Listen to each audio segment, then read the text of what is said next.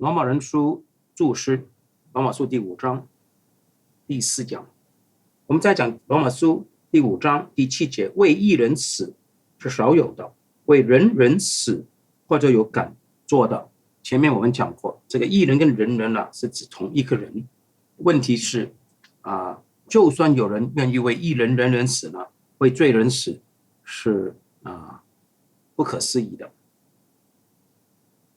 好，我們繼續講義的第26頁下半。But perchance it may happen that for such a man one will die. 但是也許有可能有人願意為這樣一個人死。The constraint of respect and esteem may cause one to die on behalf of another. 可能為了敬佩的緣故、尊敬的緣故，有可能人會願意為另外一個人死的。It is on this background of concession that a complete contrast between the human and the divine appears. 在這種的背景之下，就是這種的承認的背景之下，保羅在人與神之間做了一個完全的對照。And this is the force of verse 8. 第8節的意思就是這個。But God commendeth his own love toward us, in that while we were yet sinners, Christ died for us. 但上帝是這樣子表揚他對我們的愛，就是當我們仍然是罪人的時候，基督就為我們死了。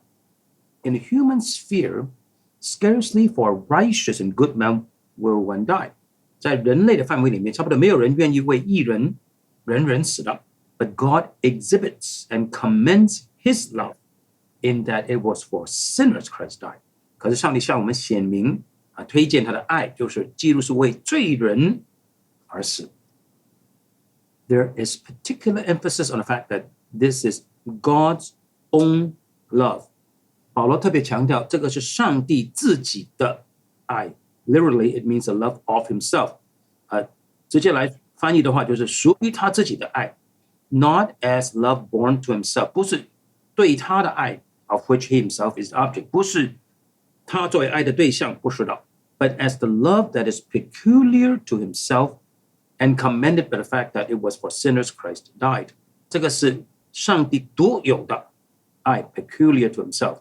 向人表現的方法就是基督為罪人死。參考羅馬書第3章第5節。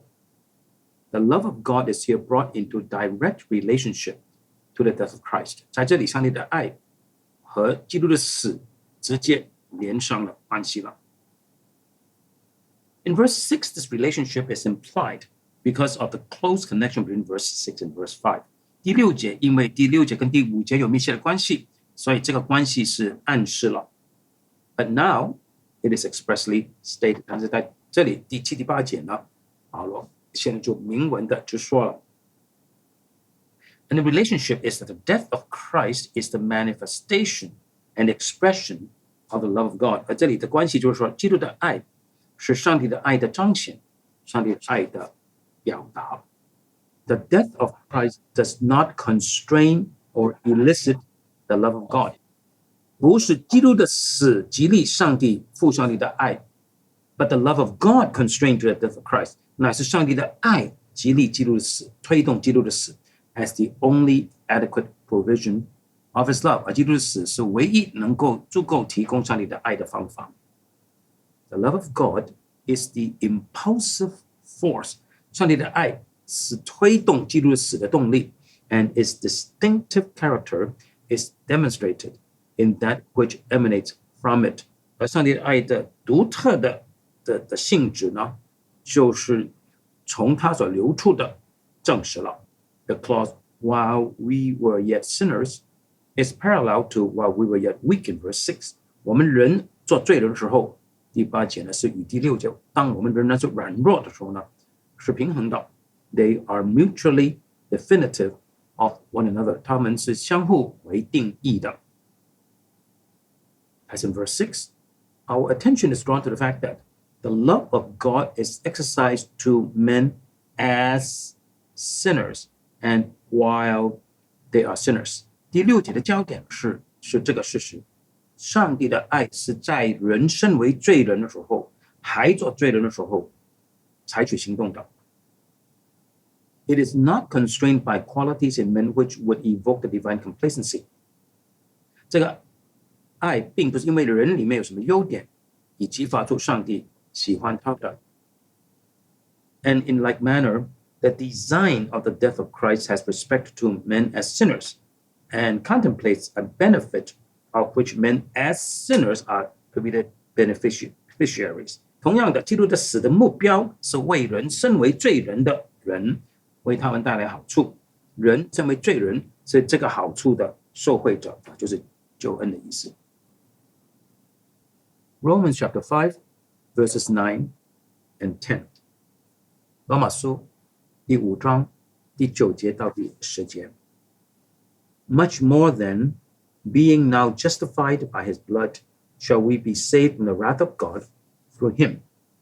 For if, while we were sinners, we were reconciled to God through the death of his Son, much more being reconciled shall we be saved by his life. 第9節跟第10節。現在我們既靠着他的血稱義，就更要借着他免去上帝的憤怒，因為我們做仇敵的時候，且借着上帝兒子的死，得與上帝和好。既已和好，就更要因他的生得救了。Verses 9 and 10 are a fortiori arguments. 第9節和第10節是兩個後驗的論證。To the effect that if one thing is true, how much more must something else be true? 這個論證法是，若某一件事是事實，那麼另外一件事更加是事實了。In verse 9, 第9節 the premise posited is that we have now been justified in his, that is Jesus' blood. 前提是我們現在在他的血中，就是在耶穌基督的血中被稱義了。And the inference drawn is, 而所做的推論是 that we shall therefore with all the greater certainty be saved through him from wrath. 那我們就更確定的必定借着他從那個憤怒中蒙拯救。The premise in verse 10 is 第10節，第10節的前提是 that we have been reconciled to God through the death of Christ while we were still enemies. 我們借着基督的死，已經在仍然是做敵人的时候，已经與上帝和好了。And the inference drawn is 所做出的推論是 with how much greater certainty shall we be saved by the life of Christ? 那麼我們豈不更加的確實的借着基督的生命蒙拯救嗎？ The two verses are parallel in construction. 兩節的句子的構造是平衡的 and they both enunciate the same substantial truth. 實質上他們說着同一個真理。But this parallelism and substantial identity as regards to truth unfolded must not obscure the distinctive features of the thought in each verse. 可是虽然句子構造是平衡，虽然所展示出的真理實質上是一樣，可是不可忽略每一節有它獨特的思想道。講義第30頁。In verses 6 and 8, the apostle had not defined specifically the nature of the death of Christ on our behalf. 在第6節和第8節，使徒保羅還沒有為基督為我們死做出一個定義。He stated simply that it was death on behalf of the ungodly and on our behalf. 他僅僅是說為罪人死，第6節，也為我們死，第8節。There is an intimation of the intent and the kind of benefit contemplated in the consideration that it was for the ungodly and for sinners. 是的，保羅有暗示基督的死的原意和所計劃要帶給人的好處。因為保羅說，基督是為不敬虔的罪人死的，是為罪人死的。But there is no further amplification of the specific character of the work accomplished in Jesus' death, or of the kind of benefit accruing to the ungodly from that accomplishment. 可是保羅並沒有進一步的發揮基督的死所成就的有什麼特質，也沒有說明借着這方面的成就為不敬虔的罪人帶來的是怎麼樣的好處或者福分。The apostle had done that earlier in chapter 3, verse 21 to 26 and 4:25. 保羅比較早的時候，在羅馬書第3章21到26節，還有第4章25節有這樣解釋的。And that delineation was to be assumed in verses 6 and 8. 所以当我们面对第5章第6節、第8節的时候，应该以那2段经文所說明的作為我們的前提。But now in verses 9 and 10， 可是現在到了第9節跟第10節 we are provided with additional definition of the specific character of the death of Christ and of the benefits secured by it。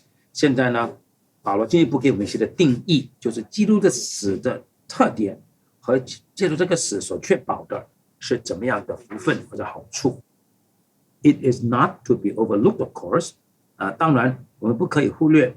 He introduces these specifications of the character and the intent of Jesus' death in the premises of our fortiori argument。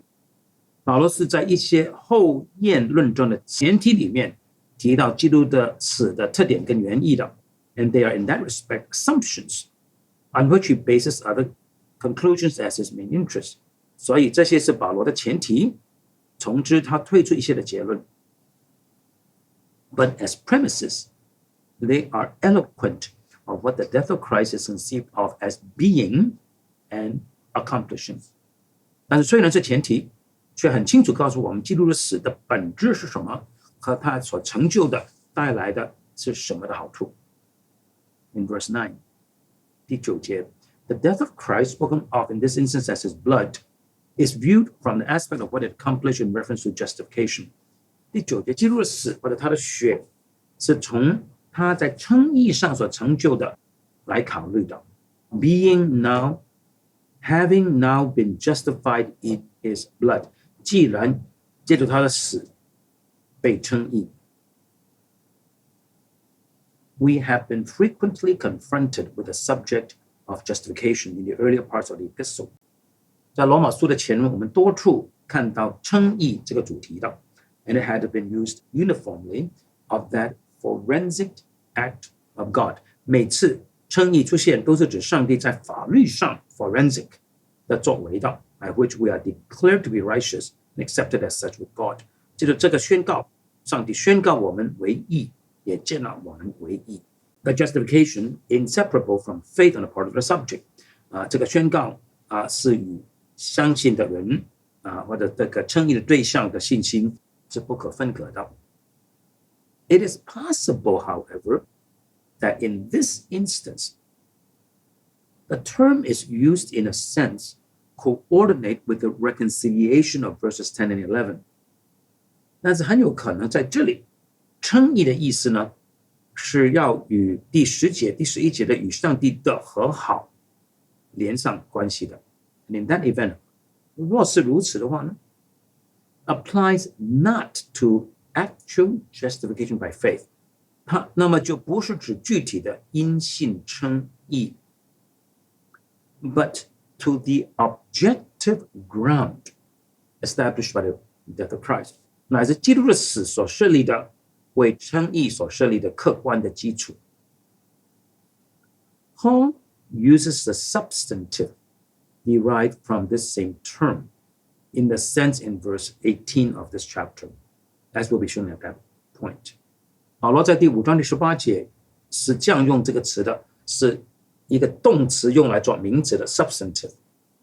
In Isaiah 53 verse 11， 在以賽亞書53章第11節 it is distinctly possible that the word justified is used in this sense。 很有可能呢，稱義是帶着這個意思的。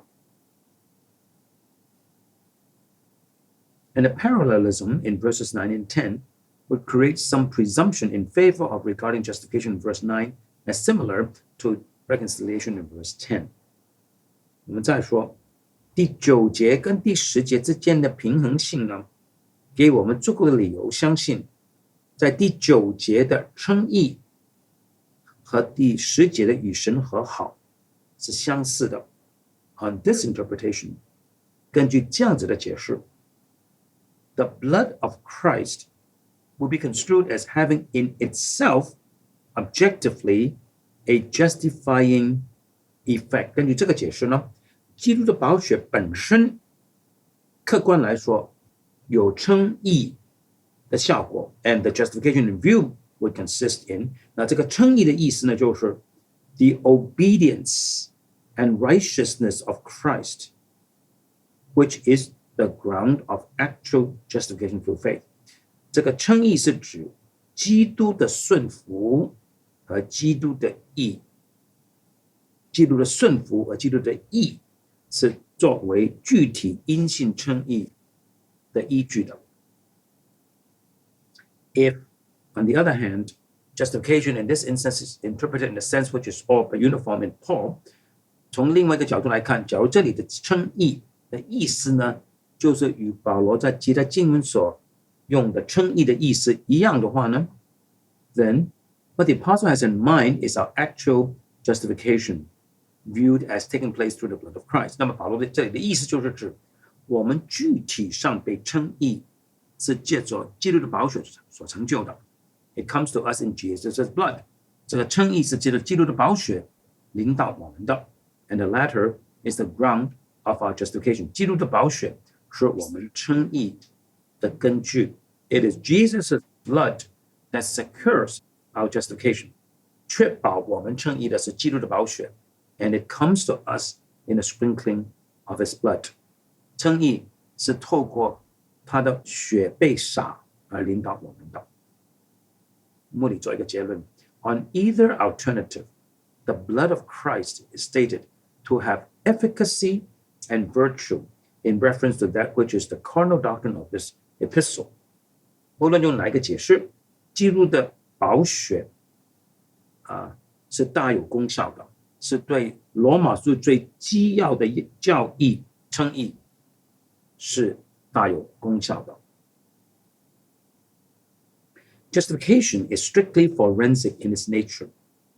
嚴格來說，稱義在本質上是屬法律的概念。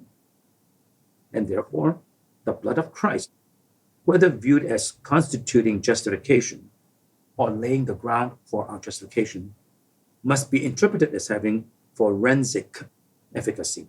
因此，基督的寶血不論就是構成稱義本身，或者作為我們稱義的根據，基督的寶血必定有法律上的有效性。Thus, it is impossible not to define the efficacy and virtue of Jesus' blood in forensic categories. 因此，我們不可能不用法律的概念來看基督或者耶穌寶血的有效性的。For here it is directly related to what is specifically and only forensic. 因為寶血是與嚴格來說是法律上的事有關的，就是與稱義這個法律上的事情相關的。34頁。This is not a category suddenly thrust forward by the apostle. 這個概念不是保羅突然之間提出來的。It was already implicit in 325 and 326. 原則上，老早在羅馬書第3章25、26節已經出現過了。The main thought of verse 9 is, however, in a conclusion that is to be drawn from the foregoing. 但是第9節主要的意思是從上文而達到的那個結論那裡。How much more shall we be saved through him from the wrath? 我們豈不更加借助他從憤怒得救呢？ This refers to what will be true in the future as compared with what is true now in the present. 這個是指將來的事，有別於現今的事實。Now we are justified. 我們現在是得稱為義的。Accepted with God as righteous and therefore at peace with God. 上帝接納我們為義人，因此我們與上帝和好。And this guarantees future salvation. 而這個保證了將來的得救。What is the salvation in view? 那麼那個的得救是指什麼呢？ The wrath spoken of indicates the answer. 這裡提到憤怒，就指向這個答案了。The wrath is a wrath that will be dispensed to the ungodly at the time of and the day of judgment, the eschatological wrath. 憤怒就是在審判之日向不敬虔的人所傾倒出的發怒，就是末日的憤怒。參考羅馬書第2章第5節、第8節，帖撒羅尼迦前書1章10節、5章9節，參考馬太3章7節、啟示錄6章16、17節、啟示錄11章18節。And the assurance to be derived from a present justification, whether viewed as the justification which consists in the blood of Christ or as the justification secured by the blood, is that no wrath is reserved for the justified at the judgment seat. 而從現今被稱義的確據，就是不論稱義是基督寶血本身，或者基督寶血所保證的稱義呢，這個現今稱義的確據就是在審判台前被稱義的人不必承擔上帝的憤怒。Justification is the opposite of condemnation. 稱義是被定罪的相反詞。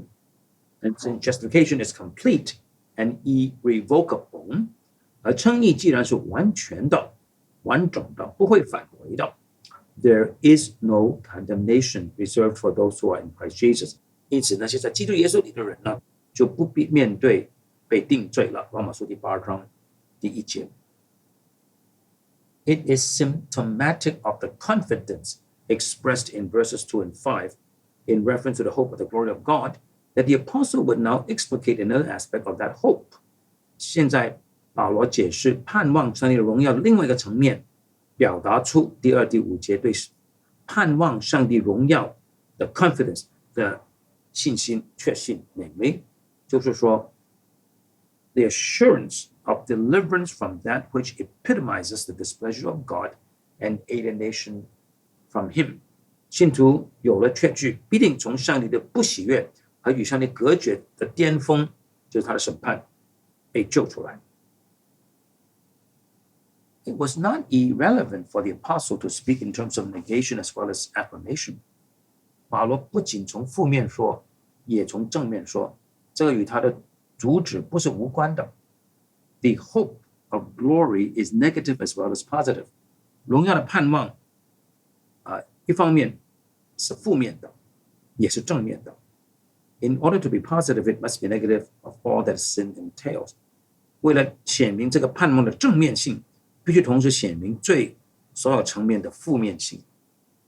In order to be salvation to, it must be salvation from. 救恩，假如是得救進入到什麼，必須同時是得救脫離什麼的。And nothing sums up this from more significantly than the concept of the wrath of God. 那這個得救脫離上帝的憤怒，是為這個最為意義重大的一個總結。It was a viral conception of God that the apostle entertained. 保羅這裡有一個對上帝的健全的、強壯的觀念。And because so, it was one that took account of the terror of God's wrath. 因此，這個對上帝的觀念呢，考慮到上帝憤怒的恐怖性。Salvation from the future exhibition of that terror was an ingredient of the hope of glory. 從上帝傾倒憤怒的恐怖被拯救出來，是榮耀盼望的一個因素。Verse 10, 第10節。Verse 10 introduces new elements of truth to reinforce his confidence, or at least new aspects of the same truth to inform and establish this confidence. 第10節注入了真理的一些新的因素，加強了這個確信，至少從同樣真理的新的層面來證明這個確信 confidence.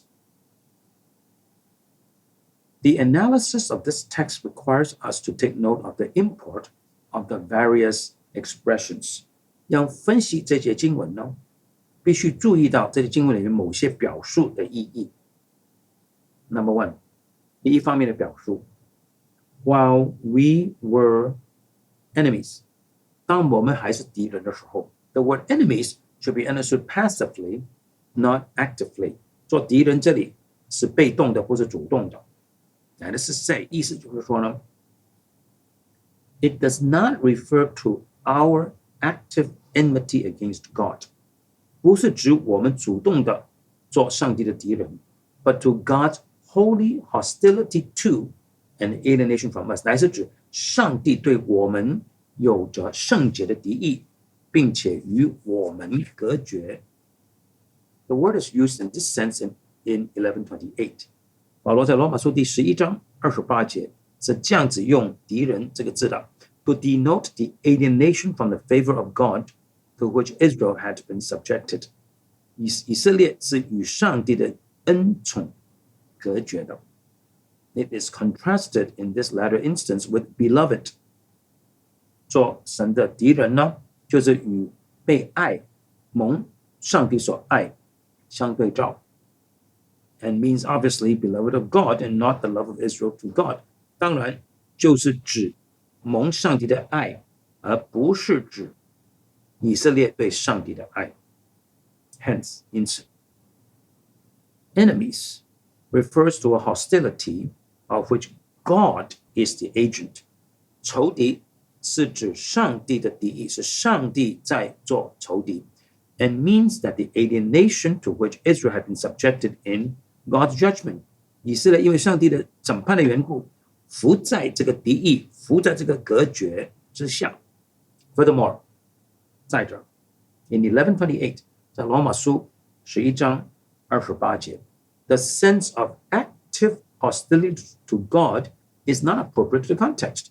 人主動向上帝表達敵意，這個意思完全不符合上下文的。The context is dealing with the dispensation of God to Israel. 上下文是在討論上帝如何處理以色列。Likewise in 5:10. 好，我們回到羅馬書第5章第10節，同樣的 it is this meaning that is appropriate to the context. 這個意思，上帝做我們的仇敵，是符合羅馬書5章10節的上下文的。What is in view? 意思就是說 is the alienation from God. 就是與上帝隔離。And the fact that the reconciliation took place when we were in a state of alienation. 我們仍然是上帝與我們隔絕，在這種狀態的時候，和好就已經成就了。Number 2, 第二方面的表述 we were reconciled to God. 我們與神和好。This might suggest to us that what is contemplated in the reconciliation is a removal of our enmity against God. 我們可能認為這個是指除去了我們對上帝的敵意。This is not so. 不是如此。It is rather the removal of God's alienation from us. 乃是指上帝除去對我們的隔絕。If we dissociate from the word enmity, in this case, all that is malignant and malicious, it means the removal of God's holy enmity against us. 我們若在仇敵這個字義上除去任何的惡毒，那麼這個仇敵敵人這個字在這裡的意思呢，是說除去了上帝對我們的聖潔的敵意 holy enmity. Only such an interpretation will satisfy the thought. 唯有這樣理解才能夠充分的解釋保羅的思路的。A. Reconciled to God through the death of his son. 借助他兒子的死，得以與上帝和好。Is parallel to being justified now in his blood in verse 9. 是與第9節的借助他寶血得稱為義是平衡的。The latter, as was noted above, is strictly forensic. 那我們已經說到第9節這個稱義絕對是一個法律上的概念。Hence, reconciled must also be forensic in character. 因此呢，這裡的和好也必須是法律上的。But the removal of our enmity, whether viewed as an act of God or an act of ours, is not forensic in its nature. It is ethical, in contrast with what is forensic. 可是除去敵意，不論是上帝的敵意或者我們的敵意，不是法律概念，是道德上心裡面的心態的概念。This consideration of itself is sufficient to show. 僅僅這方面的考慮就足夠去證明 that the reconciliation must be interpreted in forensic terms. 和好必須要從法律的概念來理解。Otherwise, the parallel will break down. 不然的話，整個的平衡性就被毀掉了。B， 第二方面考虑 reconciliation is viewed as something accomplished once for all in the death of the Son of God。 神與人的和好是借着上帝的兒子一次過他的死而成就的。But the removal of an enmity of God cannot be regarded as something accomplished once for all in the historic past。 可是除去我们对上帝的敌意，不是过去一次过成就的事，所以呢，不可能是我们与上帝的敌意，是上帝与我们的向我们的敌意。好，我们就停在这里我们继续下次呢会講這個第10節，當上帝還是我們敵人的時候，基督為我們死。